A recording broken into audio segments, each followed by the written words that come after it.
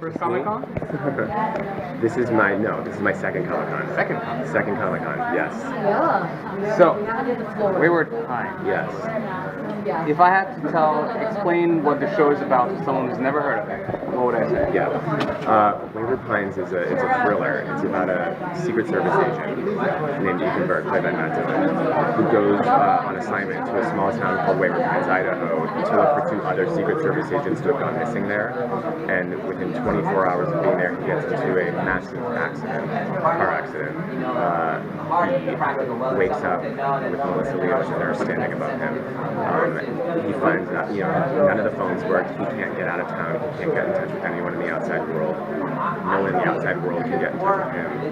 And he finds the first Secret Service agent he was looking for dead, chained up to a bed in a house. And he finds the second Secret Service agent he was looking for married, working in a toy store, and 12 years older than she was the last time he saw her, which was 3 weeks ago.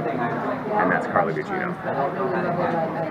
That's Wayward Pines. Because the character has this history that brings him there. Yes. Once he gets there and realizes he can't get out of there, does that cause them to work together, or does it cause a lot of tension? Well, he saw her 3 weeks ago in Seattle, but she's claiming she's been here for 12 years, and she does look 12 years older. And they have a fraught relationship because they were partners, and they were also sleeping together, even though he's married.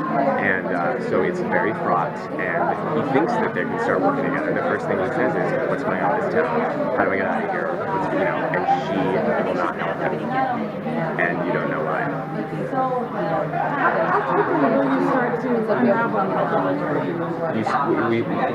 You learn more each episode, and you also more things become, more questions are posed. So for the first 5 episodes, which are based on the first book of the 3 books of Wayward Pines, more questions are posed as things are answered, and at the end of the 5th episode, halfway through the season, you find out the truth. So the series is billed as an event series? Yes. Does that mean that in this first season we're going to get like a complete story?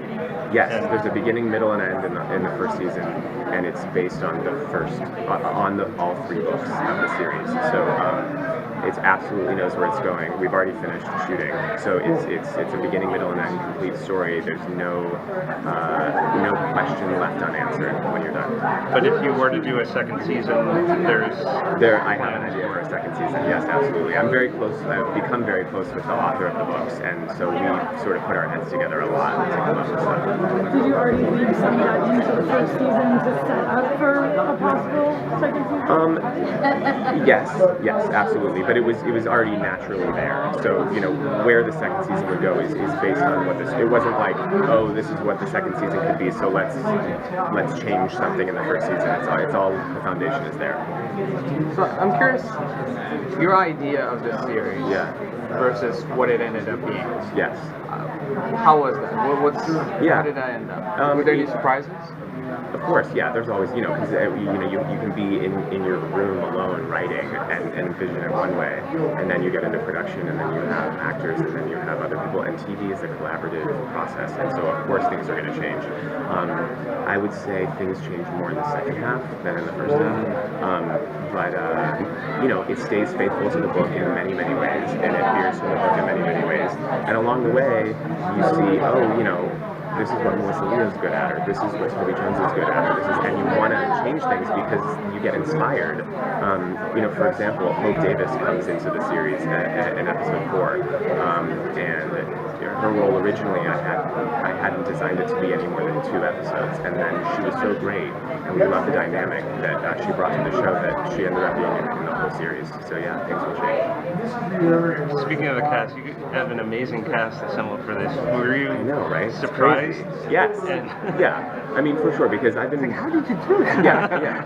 I mean, and at the time I don't think I realized, but now looking back, I've been writing TV for 15 years, and it's never been like this because I've been doing traditional network shows, 22 episodes and all that. With this, I think it was a combination of a couple things. One, it was only 10 episodes, so you can get these actors who might not normally commit to a 7-year contract.